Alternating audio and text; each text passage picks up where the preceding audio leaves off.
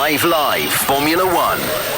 Super Saturday has almost come to an end here in Monaco. Welcome to the Principality and welcome to your Chequered Flag podcast. I'm Rosanna Tennant, and joining me in the Alpine hospitality is our lead commentator, Harry Benjamin. We found ourselves on the top of the Alpine hospitality, Harry, and the vista, well, it's breathtaking, isn't it? I sometimes think I'm in the wrong job because this is rather nice. Sat here, they've given us a couple of snacks. We've got a beautiful view of the harbour. I'm on some nice sort of soft cushioned seating. It's just very relaxed, very Monaco. I'm feeling at home. You say you're in the wrong job. I think you're in the right job. This is the life. Well, no, because normally I have to be in the commentary box, which isn't quite as glamorous as this. This is much nicer. You are right. We are looking out over the harbour, which is absolutely jam-packed with super yachts. And as we look across the harbour, you can just see people standing, enjoying the atmosphere. There's music blaring out. People around us are having a few iced coffees, a few glasses of champagne, a few little cocktails to get the evening started. Because I think heard rumours of an Aperol Spritz earlier. Well, there might be something being rustled up at the bar. You never know. Santé. But you know what? I think everyone's in quite good spirits because that was a really good qualifying session. I said Super Saturday, and Harry, that's how we were billing it, weren't we, going into qualifying today? Because there's so much riding on qualifying in Monaco, and even though there are a few strategic issues for tomorrow, which we'll get into, it really delivered. It's still so important. It really did. Monaco qualifying is always the best one of the year, but actually we had so many questions to ask. It was that pace from Charles Leclerc from the start of this weekend genuine, topped every practice session. But also I think we've got to give Pirelli their dues in terms of bringing this softer compound tyre, which they did in Imola, again this weekend. It's really thrown up question marks when we go into the first part of qualifying, when normally it's a slam dunk, everyone's going to run that red-walled soft tyre. But actually you still have that little bit of disparity, those few questions over actually whether the medium might be better, or could we use a soft in the race, and that all affects how we go qualifying. But ultimately in the end, well, we had a good battle, McLaren versus Ferrari versus Verstappen in a Red Bull, ultimately faded away. So it really did deliver. And I suppose if you're a Monegasque this evening, you're a little bit disappointed because it was Lando Norris in the McLaren who took pole position. And if we go back to the start of the weekend, Charles Leclerc was playing down his potential for the weekend. I think he thought a top 10 qualifying spot would have been a positive. He was so pessimistic, and yet FP1, FP2, FP3, he was at the top of the timesheet. So were you expecting him to be on pole today? Should the Monegasque fans have expected a Monegasque pole position? I think he was expecting pole after the weekend so far. I think the nature of how the track is now, we talk about it being low speed, and it sounds like they're crawling around every corner. But the way Formula One cars have developed in the last couple of years, we're still talking a couple hundred kilometres an hour around this circuit. So it's not more motoring around your local village, is it? Yeah. It's you're not doing a sort of 3-point turn to get around the hairpin. You are still taking that at some fair speed, even though that is the slowest corner on the track. But what that has done is the cars are obviously a lot quicker. You're going at a couple hundred kilometres an hour, maximum 290 kilometres an hour really around Monaco, and so these slow speed corners are turning into more medium speed, and that's actually, I think, helping Ferrari's package and why we're seeing it as well. They're clearly able to run the car in the right ride height window as well, which is something that they have been struggling with since go back to China, where they got disqualified, right, for excessive skid wear, having to raise the ride height there. Really, then that's what's kind of left them on the back foot. Bit of an upgrade last time out as well, propelling them forward. But either way, I still think it's caught them by a surprise. But once they got over that surprise, Hamilton's looked quick. Leclerc has had the better of him, but they've been a few tenths adrift of each other. Leclerc was really annoyed at the end of qualifying. Just over a tenth he missed out on pole position. In fact, you could hear the groans from the grandstand in front of the commentary box when Lando Norris pipped into the post. But I think overall, surprise, consistent pace. He was kind of fuming because he got traffic on his first Q3 run, and that ultimately meant he lacked the confidence in his second run, and that's what you need round here. But all is not lost, I don't think. Front row start and this 2-stop mandatory tyre change could throw something his way. Well, we would normally start by hearing from our pole sitter, but because the story was really about Charles Leclerc coming into this qualifying session, let's hear from him, because I said there was a bit of a sort of silver lining.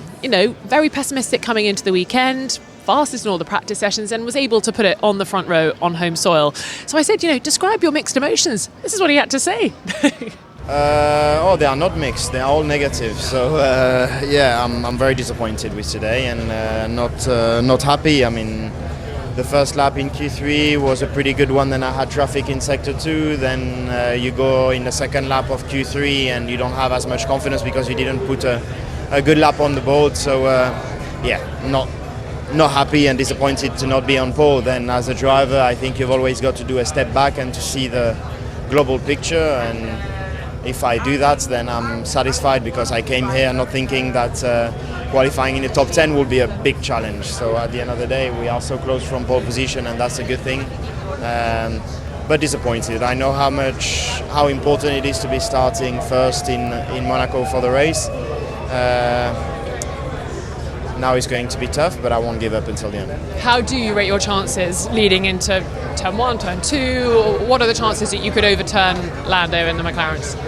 I mean, if there's an opportunity, it's probably more about turn 1 than turn 2, but I will see. I expect a very strange race strategically tomorrow, and we've got to understand as quickly as possible in which way it's going in order to adapt ourselves and take the best decisions from there. So that's what we'll try and do. Hopefully you can turn the page overnight. Yes, I will. That was Charles Leclerc. Will line up on the front row of the grid, but in the P2 spot, and of course unable to back up the pole position that he managed to achieve here last year. He will be gunning for another win, a back-to-back win. Don't forget, he took the spoils here in Monaco last year as well. So a lot of pressure riding on him, and of course it's difficult to overtake, even with these strategies that we may see tomorrow. Strange strategies, that's what the drivers are telling us. But it will be Lando Norris leading the pack away in the McLaren. And Harry, my goodness me, Lando Norris needed that pole position, didn't he? What a shot in the arm that must have been. Yeah, I think it was an important statement from Lando Norris. Hasn't been on pole position since the beginning of the season. Got to go back to March in Melbourne where he flew out the blocks. But it's been Oscar Piastri who's had the better of him. We know Lando Norris hasn't felt particularly comfortable when it comes to qualifying trim with the way the front end works on that McLaren. It doesn't feel like he's got enough bite, having to adjust his driving style.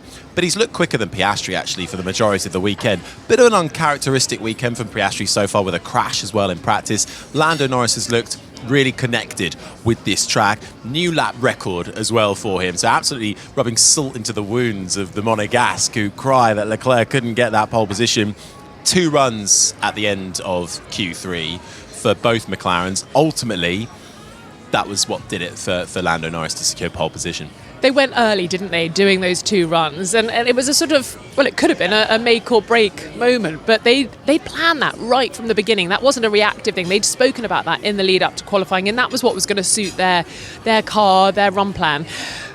But I guess it was fine. They did have a very, very strong car, so they could get that marker down and then see if they could improve. I mean, let's not forget, they still have, I think, the overall quickest package at pretty much every circuit we've gone to. Sometimes it's the Red Bull of Verstappen, which has that pace advantage in the qualifying on the race. But overall, just over a tenth, I think, at the last look at the data, McLaren have that overall advantage. But first McLaren pole round here since 2007 with Fernando Alonso at the wheel. So it's been a long time coming for a McLaren around the streets of Monte Carlo. But I wonder, when it comes to this strategy for Sunday's Grand Prix, front row, Norris, Leclerc, McLaren, Ferrari.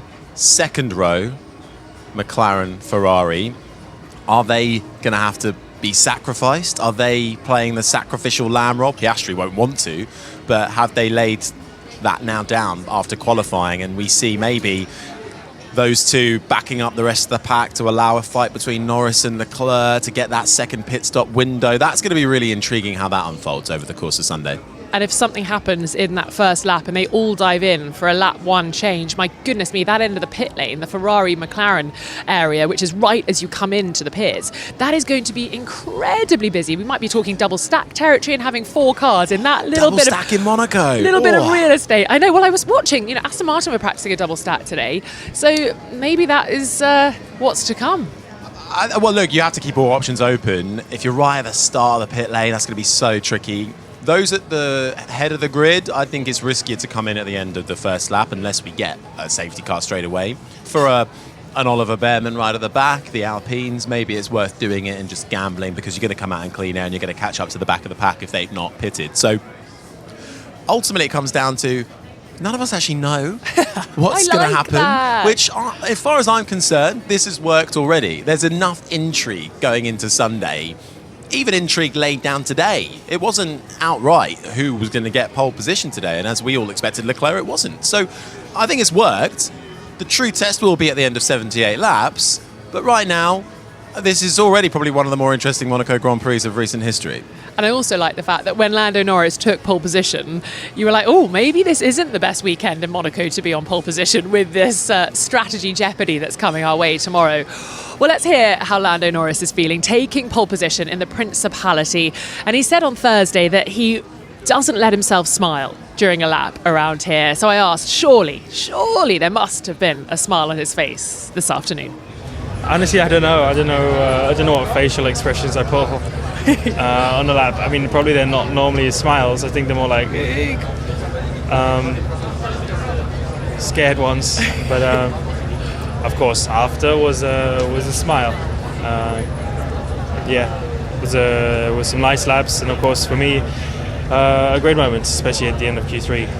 Until then, you don't have a lot of time to breathe and a lot of time to think of things, but when you cross the line and you see the final checkered flag, then that's the best one for sure.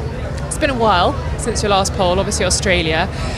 How difficult has it got for you mentally, with everybody questioning from the outside? And I know you've been working hard with your team, but how hard has it been for you?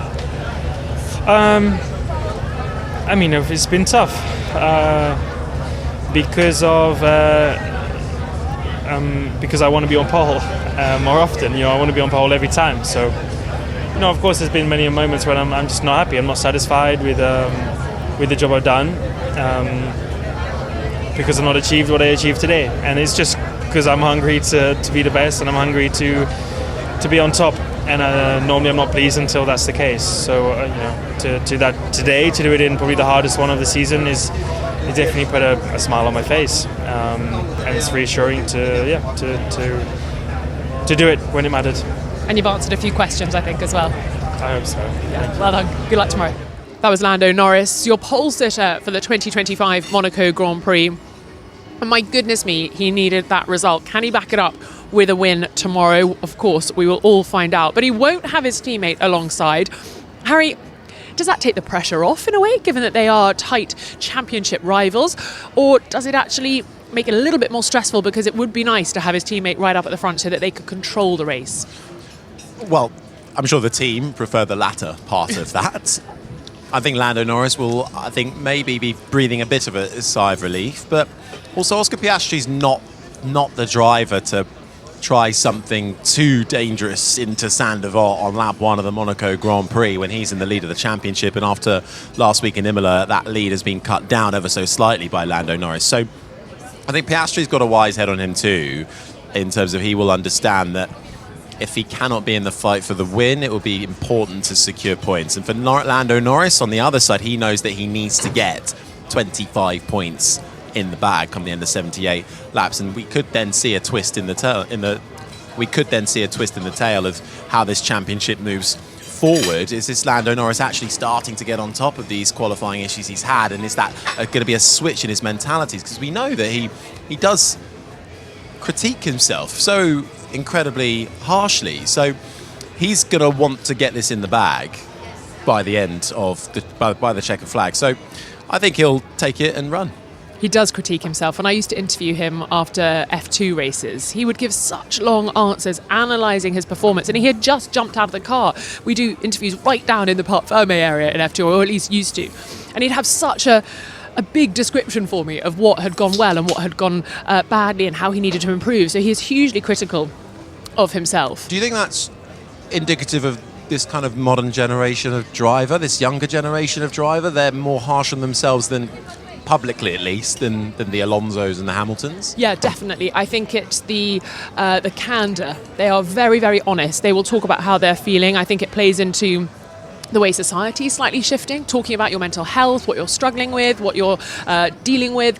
And I think it's refreshing, but it's been interesting to see perhaps Lando Norris grow this year and work on so many areas of his performance. He's been talking about what he's been working on back at base, and it was interesting in the media pen alongside me, a few of my journalistic colleagues were going, come on, smile, show us that you're really, really excited about this. This is a huge moment. You've just taken the lap record, smile. And he's still a bit bashful, but I think he's shy. He alluded to that in the Drive to Survive documentary. You know, he does find this world quite overwhelming, and you would, wouldn't you? All eyes are on you, especially here in Monaco, where it is just so intense, that qualifying session. And for the majority of them, though, they're all in their back gardens. So they've got the pressure of knowing that their neighbours will see how they perform.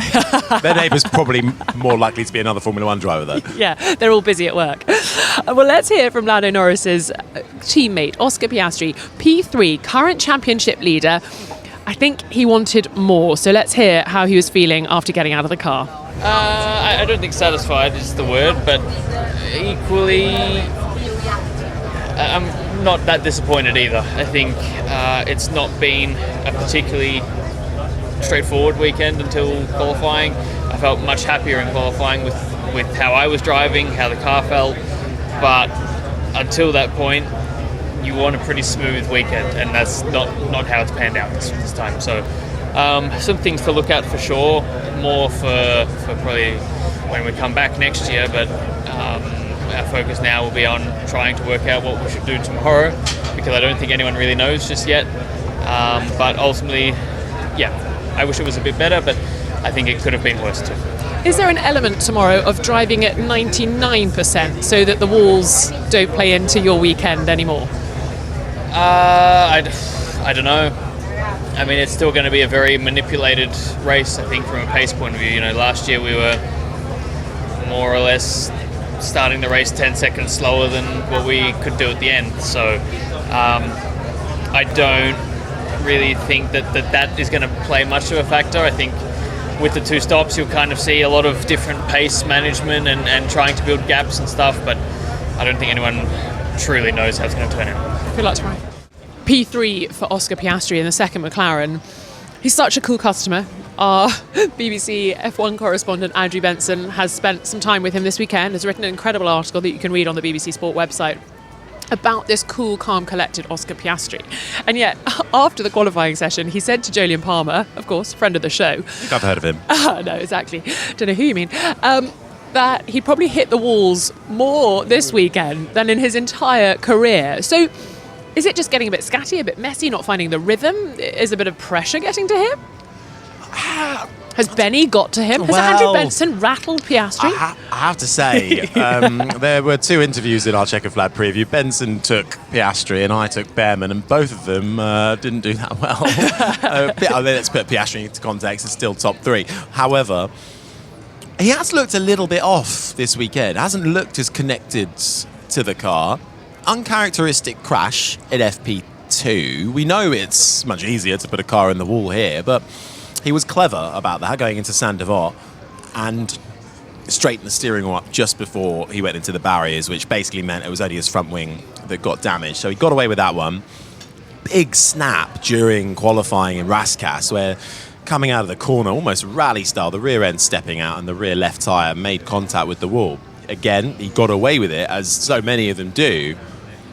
So was this Piastri just starting to, as you say, maybe feel the pressure of, I've lost a little bit of my championship advantage last weekend. It's still early days, but it's points mean prizes, and you can't keep thinking, this is a long season, we've still got a long way to go. I don't think you can think like that now. You've got to maximise every weekend you've got and make the most of it. He knows that Sunday's Grand Prix is going to be incredibly tricky to overtake, regardless of what the strategy does. So it could be a case of him starting to feel it a little bit. We've not seen him have to deal with this kind of thing. But the one thing with Piastri is, especially after his mistake last week with braking too early, going into Tamburello, allowing Verstappen the lead, Piastri has this incredible talent for making mistakes, banking the knowledge that he's gained from that and not doing it again and improving. Let's not forget the step up he has made this season when it comes to particularly his tyre management as well. So I think with the nature of his personality, I think he will be a little bit angry with himself behind closed doors, but ultimately he knows that consistently scoring big points is what will secure him his first World Championship. And I found it interesting that he said, you know, it was going to be difficult to beat Lando today, almost like he'd seen throughout the weekend that Lando was doing something different. He was at the top of his game and he was ready to take on at least a fight for pole position. So it's going to be interesting to see how the McLarens fare tomorrow, sort of sandwiching Charles Leclerc. And alongside Oscar Piastri will, or perhaps won't be, Sir Lewis Hamilton, summoned to the stewards after qualifying. He was late to the media pen because of it. And when I spoke to him, there was still no decision as to what he might or might not receive in terms of penalties for impeding Max Verstappen. Very vocal on the radio from Max Verstappen, thinking that Lewis Hamilton blocked him. Do you have a feeling which way this one might go, Harry? It could be a problem for Lewis Hamilton. I think it was sort of a bit ironic, really, because Hamilton had a massive crash at the end of FP3 as a result of coming over the crest at Massenet and finding some cars there, and he unfortunately had a snap on the car as well, but he ended up in the wall.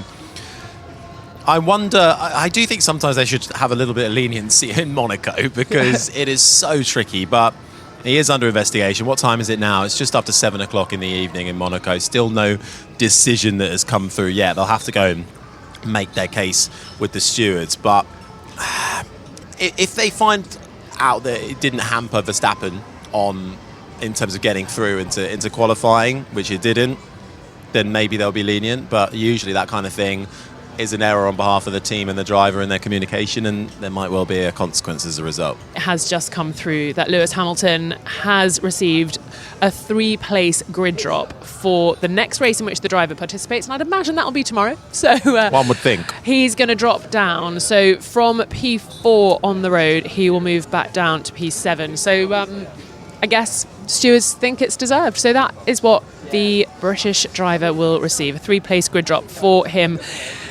He was pumped up for this weekend. I think he was buzzing, actually, to quote him, driving this circuit for the first time in a Ferrari, but what a disappointing end to his qualifying session. So yes, P4 on the road for Hamilton, and then Max Verstappen, P5. It's been an interesting weekend for him. He was right up there in FP1 and FP3, and we heard a little bit about gear shifts. It wasn't sort of nightmarish, the lead up to qualifying, and I think perhaps were you expecting a bit more from him? Always. I've learned to not expect anything from Max Verstappen apart from always being there at the very end. So actually 5th place is disappointing. 7/10 off in the end, which is a fairly large margin around this track. He struggled to gel with the soft tyre for most of practice. Struggling to find a rhythm at one point in practice. Both Tsunoda and Verstappen were down in the lower regions of the top 10. So I wonder if he's just struggling to gel with the tyre management. The temperatures are playing a bit of havoc. They are not going to be as strong as McLaren at this type of circuit with the slow to medium speed corners compared to last week with higher speed Imola. I think as a result of that, 5th place seemed to be all she wrote. Yeah, they don't like the curbs or the corners, the Red Bull cars this year.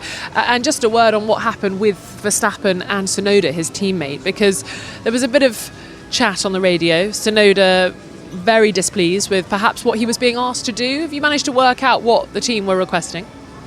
I was having a look back through the radio transcripts because we caught Tsunoda because Tsunoda was knocked out in 12th place in the end. And essentially, earlier, Verstappen was told on the radio by Gianpiero Lambiase, OK, Max, if we swap with Yuki going up the hill, one would imagine towards Massenet and the Casino Square, Yuki's on a different strategy, so he'll be on a build lap. And then, as a result, we then saw Tsunoda going out. He said, it's so unfair, I knew that would happen. Perhaps referring back to that team radio call that came to Verstappen. So clearly, Tsunoda wasn't happy with how his strategy was going in qualifying, being the sacrifice second driver. But unfortunately, that's the role he's kind of signed up for. And crash it in last week's qualifying has also meant he's perhaps not got the exact same spec as Max Verstappen. And I wonder if he's beating himself up about that as well, and that's added fuel to the fire with Tsunoda. But he felt something wasn't fair with how his qualifying turned out to be. But to be honest, I was never particularly confident he'd make it through to Q3 anyway. Well, let's hear from his teammate Max Verstappen, who qualified P5. I asked him if he wanted a little bit more, or if there was a little bit more for him in that qualifying. I felt it straight away in Q1. We were lacking quite a bit in Sector 2. So all the low-speed mechanical grip corners, where the track also drops away from you, where you have to ride curbs, that's where we struggle the most, unfortunately, and that never really seemed to improve a lot. That was Max Verstappen, so maybe we could expect a bit of a gamble from the Red Bull Racing team come strategy decisions during the race tomorrow. And just a word on Tsunoda, when I spoke to him in the pen, I said, were you happy with what was going on? And did you know that was going to happen? And he was I'm not saying anything. I know what was going on. I'm not saying anything. He was so tight-lipped, and you could tell just so frustrated with the way he approached all the questions in the pen.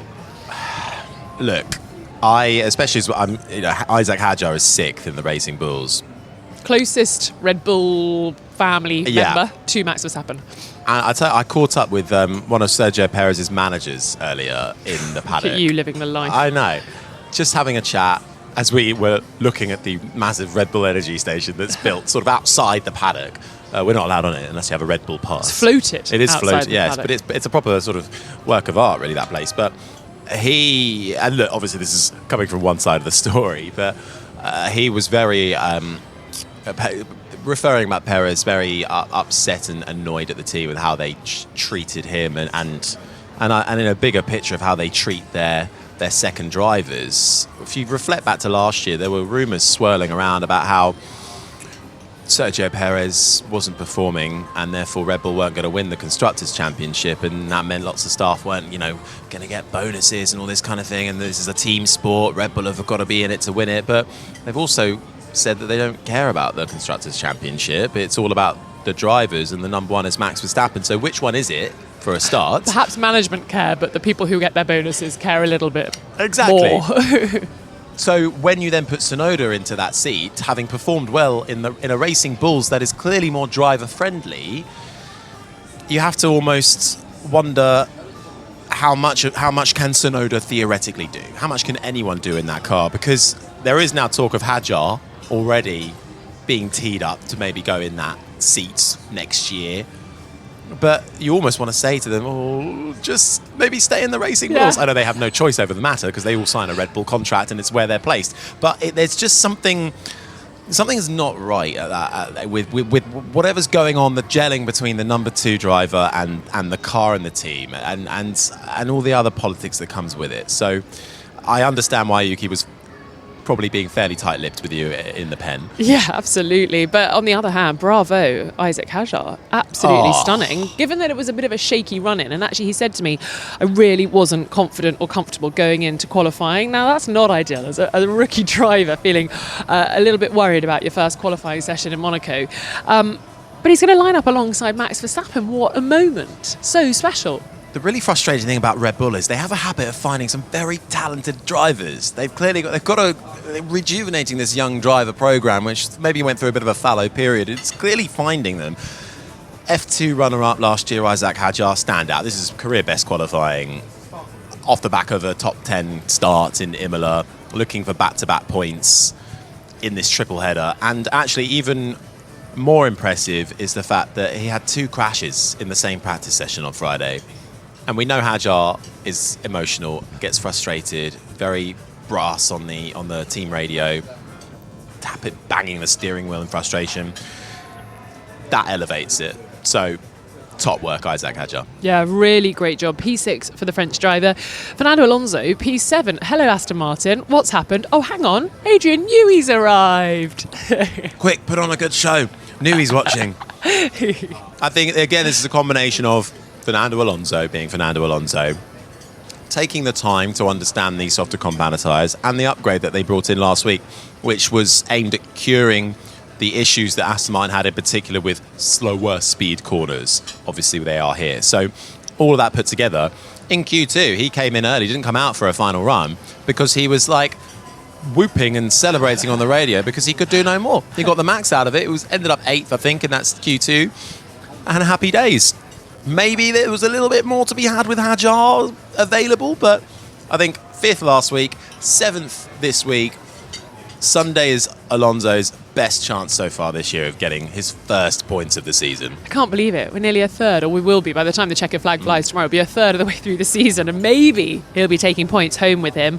Behind him, Esteban Ocon in the Haas, P8. He loves this track. He was telling me he's working so well with his race engineer, Laura Muller. But, I mean, I didn't really have Haas right up there. And I joked with him, like, looking at your practice times, was this all part of the build process? And he kind of chuckled, because obviously I was being ironic. But I didn't have him up there. I don't think anyone did.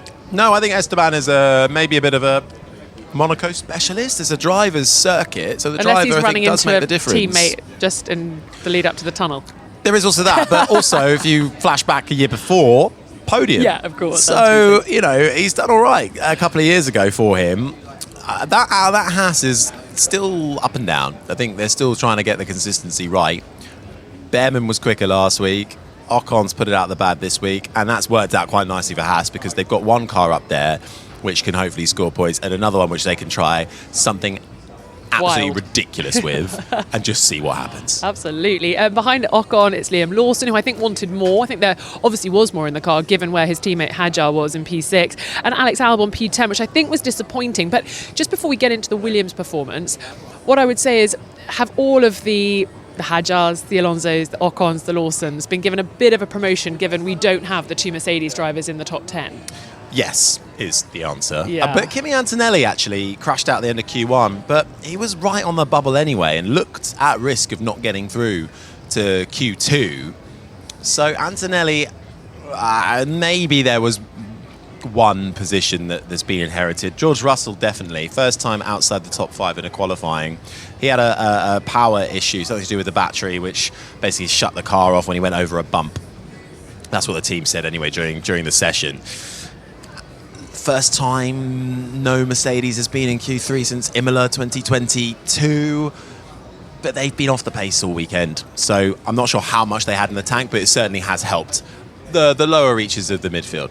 And actually, I think the Williams should have been higher up, especially Alex Yeah. Albon, who was, right up there in P4 and FP1, and okay, lots of different settings run through practice sessions, but he was right up there in the lead up to qualifying, and it just feels like they don't know where the tyres operate best, which window, where they're looking for performance at this particular track. Well, they sort of swapped midway through, was it Q2, I think, when we had the red flag, and then they'd been out on the medium, and they went back out on the soft, and you'd expect an improvement. Carlos Sainz complaining about grip on the radio, inconsistent with the rear tyre temperatures. I think that was another thing that we need to bear in mind. Getting those soft tyres into the right windows proven a little bit trickier than I think some people thought. There was, I think, even talk of a few tyre warm trickery going up and down the pits of trying not to heat those tyres up too much before sending them out onto the circuit. I think Albon would be disappointed. Didn't improve on his final lap.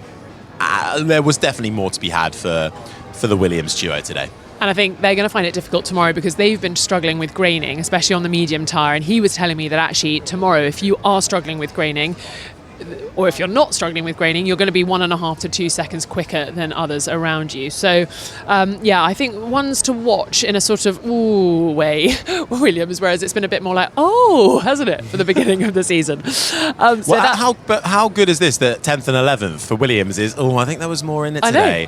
Where you get, this time last year, they would have bit your arm off for that. Absolutely, because in the old days it was, it's a slippery car, it goes well in Belgium, nice long straights, and it's affected by the wind. And suddenly it's like, hang on a second, it's a threat at all circuits. But I do think Alex Albon's worried about Spain. I think they thought they'd go well here and they'd have a bit more difficulty in Spain, obviously next weekend, the final round of the triple header. So P10 and P11 for Albon and Sainz respectively. And then Yuki Tsunoda, who we've spoken about, P12, unable to make it through to Q3. Hulkenberg, then the two Mercedes headed by Russell. Very disappointing afternoon, as Harry has said. And then the drivers we lost in the first part of qualifying, Bortoletto, Behrman with that 10-place grid drop. The Alpines, obviously, we are sitting in their hospitality, so I want to give them a hushed voice, Rosanna. I want to give them a big, warm hug, because it wasn't very good. I tell you what, not great qualifying, but they do win the award for best hospitality. Oh, yeah. Crisps and nuts have been Crisps and delish. nuts have been outstanding. It's Pierre Gasly's worst Monaco Grand Prix starting position. Don't giggle it. Sorry, he's only over there. And he'll inherit a position when Behrman gets his penalty. Franco Colapinto, I wonder if he's still kind of recovering from his big crash in qualifying. last week. Let's not forget, for Colapinto, it's his second Grand Prix weekend with the team, and he's got to come and do Monaco off the back of a crash with the pressures that have been put on him. I think he's just hoping he gets round 78 laps and makes hay of any carnage that happens in front of him, because what he cannot afford to do is crash tomorrow. That will be Colapinto's biggest drop. He'll get a position gained because Lance Stroll has that one place grid penalty too. Harry, you'll be in the commentary box tomorrow talking us through the race alongside none other than, drum roll, 99. Oh, wait, do I do the drum roll or do I do the announcement? I was sort of doing a drum roll. Yes, I wasn't sure you wanted from me there. The 1996 Formula One world champion, Damon Hill. Oh, what a pleasure it's been having And the him. BBC's F1 correspondent, Andrew Benson. Let's not forget. Absolutely. What a team. And I'll be down on the ground trying to bring you probably... The glue that keeps us all together. That's very kind of you. But, in years gone by, I've been providing weather forecasts, but I think it's going to be okay. I think we're going to have sunshine. I don't think there's going to be a threat of rain. Another sort of little element to throw into the jeopardy category, but I think we'll get away with it. Looking forward to this one. Lando Norris starts from pole alongside Charles Leclerc, starting his home race for 2025. Hopefully you can join us. Lights go out at 2 o'clock on 5 Live. That is where we'll be talking to you next from. Have a lovely evening.